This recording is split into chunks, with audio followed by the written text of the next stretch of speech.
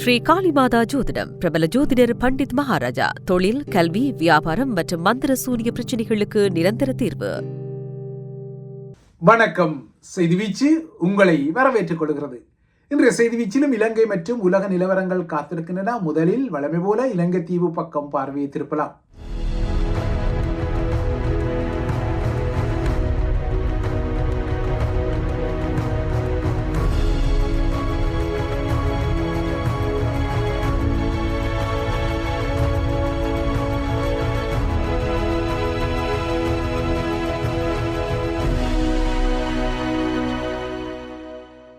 ஸ்ரீலங்காவின் ராஜபக்சேக்களின் அரசியல் வாரிசான நாமலை பொறுத்தவரை தமது இலங்கையில் உள்ள அதிகார மையத்துக்கு பிரித்தானியாவில் இருந்து உதவி கொள்ளும் நெஸ்பி பிரபு போன்ற தமிழர் விரோத தலைகளை சந்தித்து ஆக்ஸ்போர்ட் மற்றும் கேம்பிரிட்ஜ் விவாத சங்கங்களில் தனக்கு உரையாற்ற சந்தர்ப்பம் மறுக்கப்பட்டமைக்கு பிரித்தானியாவில் வாழும் டயஸ்போரா புலிகளே காரணம் என்ற வகையில் சில மூக்காலலும் முறையீடுகளை செய்து வருகின்றார்.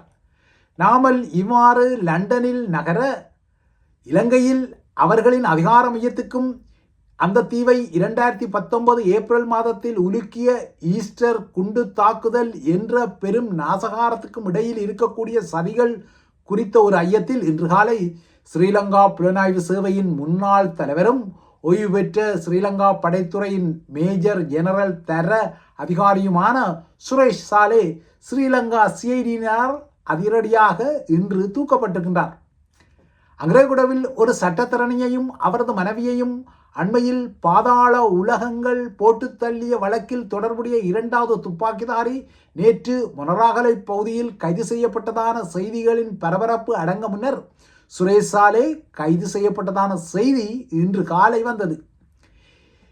சட்டத்தரணி மற்றும் அவரது மனைவியின் இரட்டை கொலையில் ஈடுபட்ட இரண்டு துப்பாக்கிதாரிகளில் ஒருவர் கடந்த 21ஆம் தேதி அன்று அம்பலாங்கொடை பகுதியில் கைது செய்யப்பட்ட பின்னர் இரண்டாவது குற்ற சந்தேக நபர் அதாவது இரண்டாவது ஆயுததாரி நேற்று கைதாகி இந்த மூவரும் 90 நாள் தடுப்பு காவல் உத்தரவின் கீழ் விசாரிக்கப்பட்டு வரும் பின்னணியில்தான் சுரேஷ் சாலே கைது செய்யப்பட்டிருக்கின்றார். சுரேஷ் சாலையின் இந்த கைதானது ஓடமும் ஒரு நாள் வண்டியில் ஏறும், வண்டியில் ஒரு நாள் ஓடத்தில் ஏறும் என்பதையும் நிரூபிக்க தலைப்படுகின்றது. ஏனென்றால் எத்தனையோ பேரை ஒரு காலத்தில் தன்னிடம் இருந்த புலனாய்வு துறையால் தூக்கிய அதே சுரேஷ் சாலை தான் இன்று ஸ்ரீலங்கா சிஐடியினரால் காலை வேளையில் பெலியகொடை பகுதியில் வைத்து தூக்கப்பட்டிருக்கின்றார். மேஜர் ஜெனரல் சுரேஷ் சாலை குறித்து செய்திவீச்சு பல பரபரப்பு விடயங்களை உங்களுக்கு ஏற்கனவே பகிர்ந்திருக்கின்றது.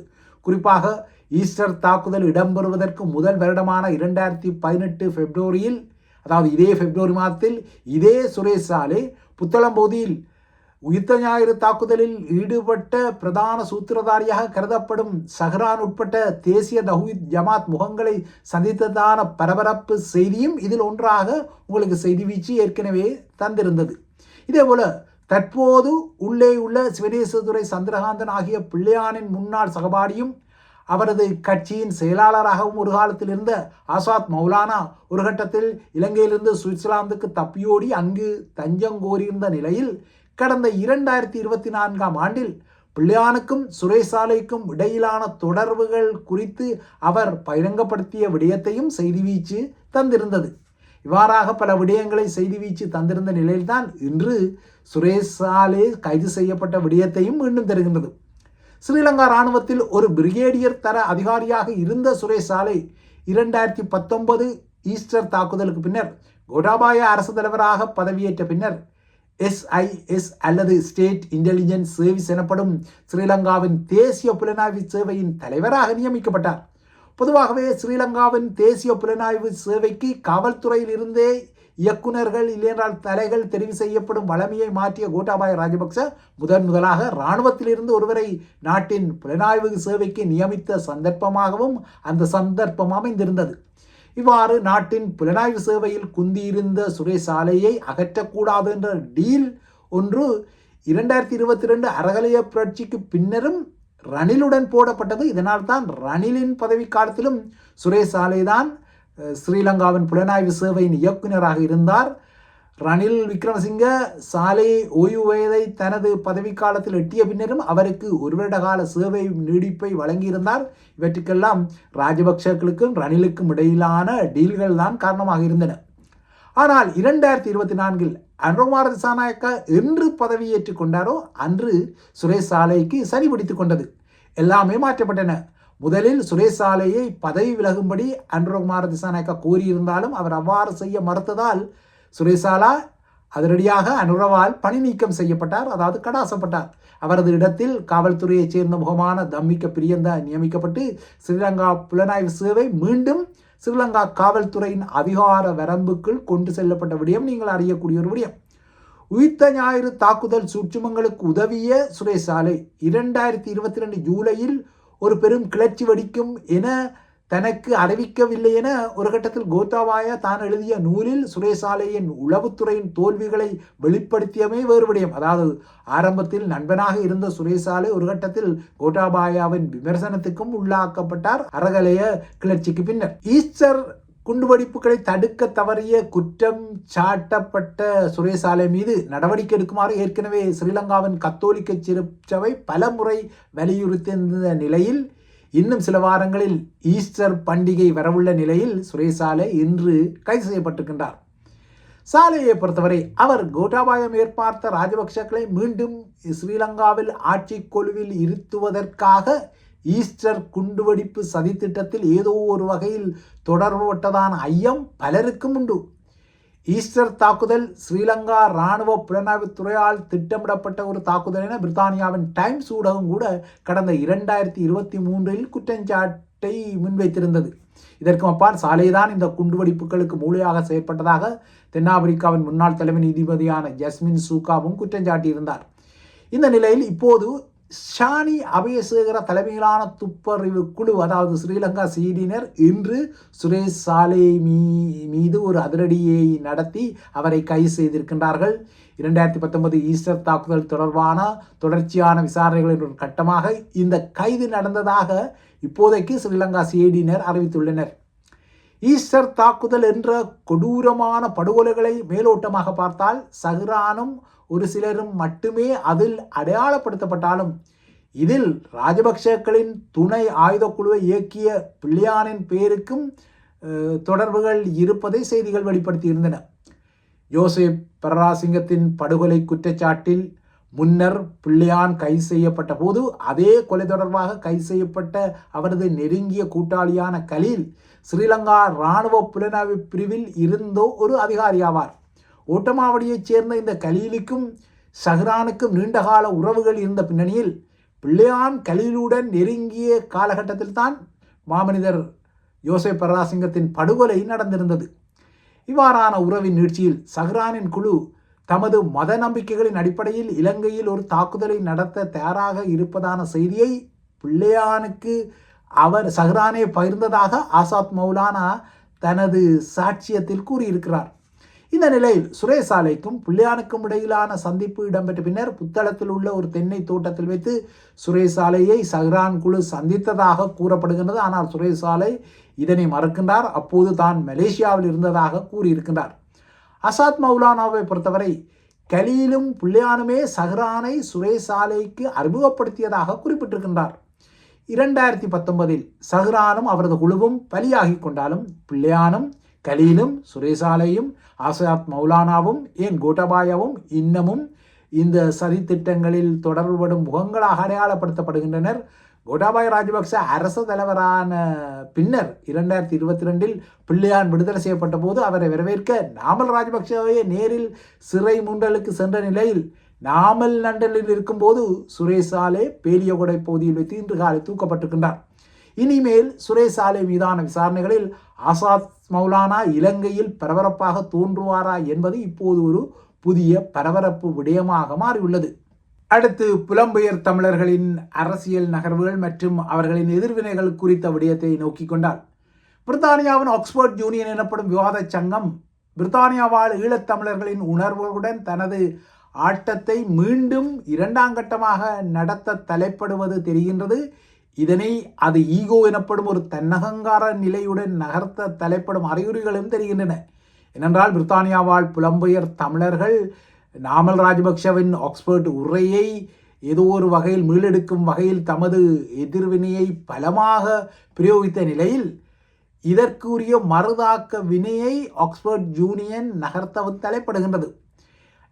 குறிப்பாக நாமல் ராஜபக்ஷவின் உரையை திட்டமிட்டபடி இந்த முறை தமது அரங்கில் வழங்க முடியாத நிலைமைக்கு மன்னிப்பு கோரியுள்ள ஆக்ஸ்போர்ட் விவாத சங்கம் தமிழர்களின் எதிர்ப்பு போராட்டங்களை எதிர்கொண்டு பாதுகாப்பு நிலவரங்களில் சமரசம் செய்யாமல் விரைவில் நாமலுக்கு உரை வழங்கும் ஒரு சந்தர்ப்பம் தமது அரங்கில் வழங்கப்படும், அதற்குரிய திகதி அறிவிக்கப்படும் என்ற வகையில் புதியதொரு மின்னஞ்சல் செய்தியை நாமலுக்கு அனுப்பியுள்ளதாக தெரிகின்றது.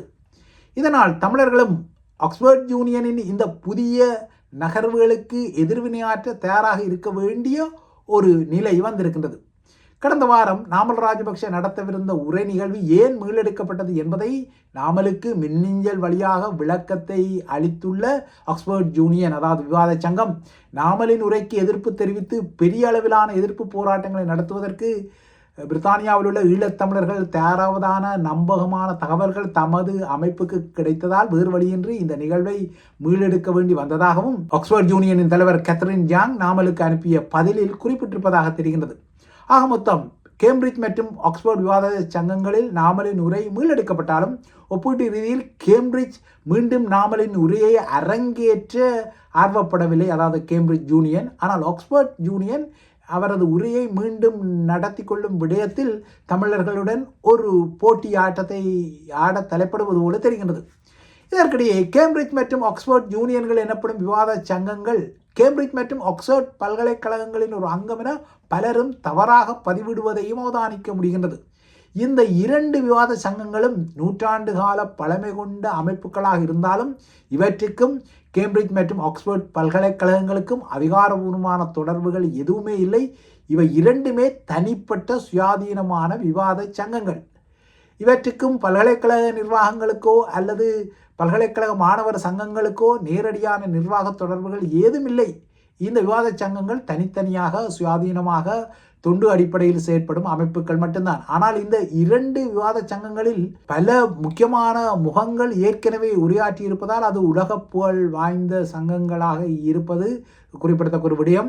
குறிப்பாக இந்த கேம்பிரிட்ஜ் மற்றும் ஆக்ஸ்போர்ட் பல்கலைக்கழகங்களின் மாணவர்கள் மற்றும் முன்னாள் மாணவர்களும் இந்த விவாத சங்கத்தின் உறுப்பினர்களாக இருப்பதும் இந்த சங்கங்களின் புகழுக்கு இன்னொரு காரணம்.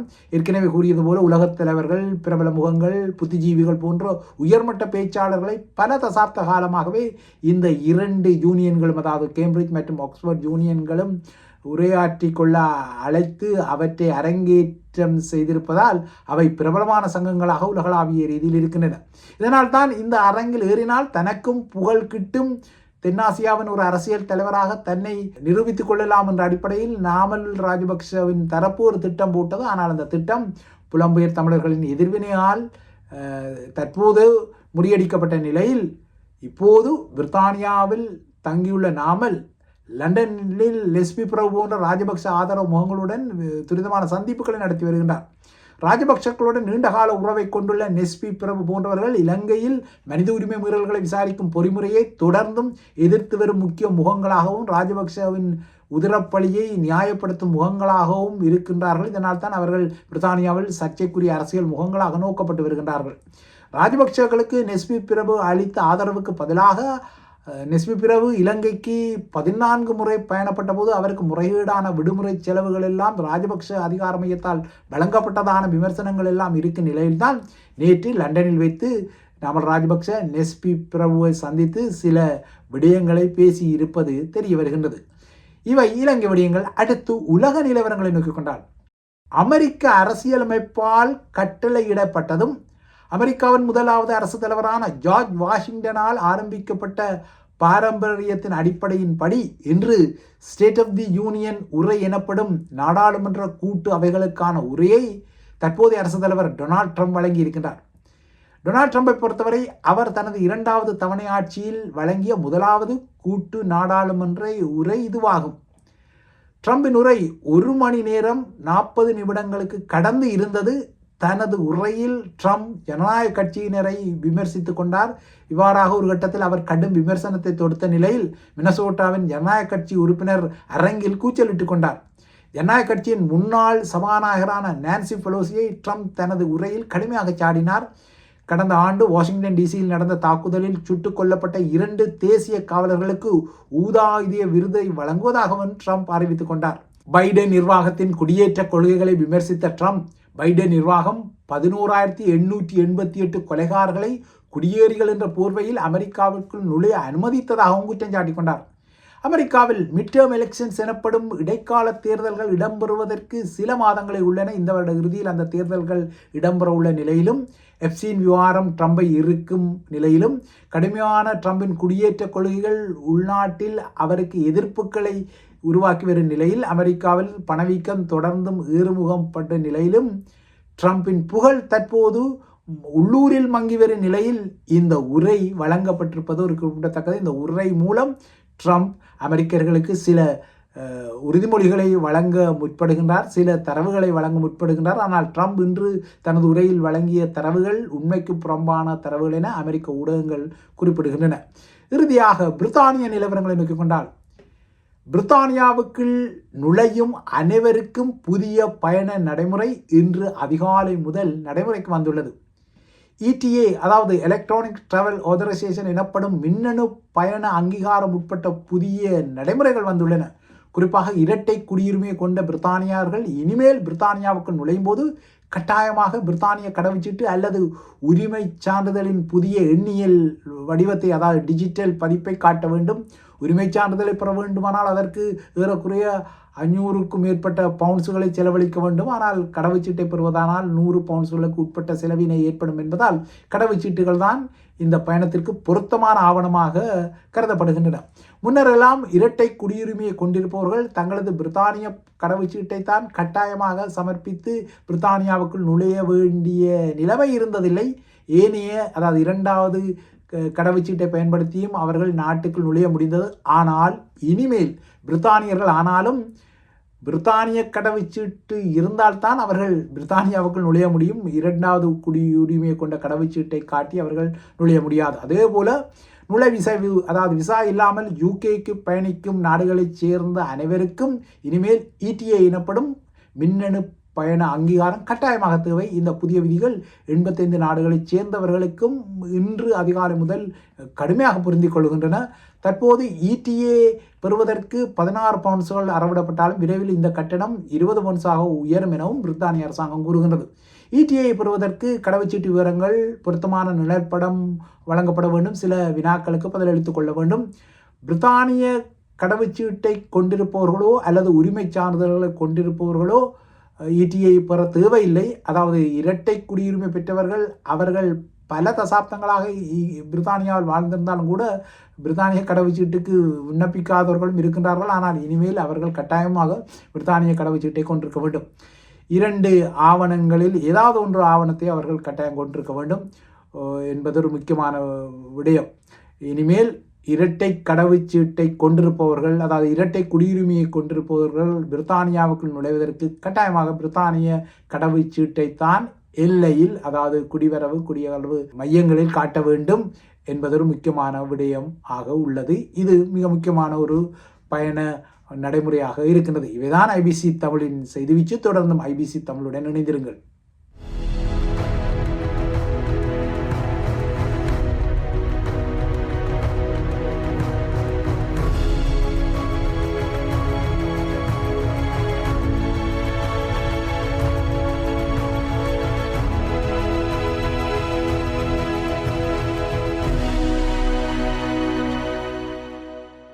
ஸ்ரீ காளிமாதா ஜோதிடம், பிரபல ஜோதிடர் பண்டித் மகாராஜா. தொழில், கல்வி, வியாபாரம் மற்றும் மந்திர சூனிய பிரச்சனைகளுக்கு நிரந்தர தீர்வு.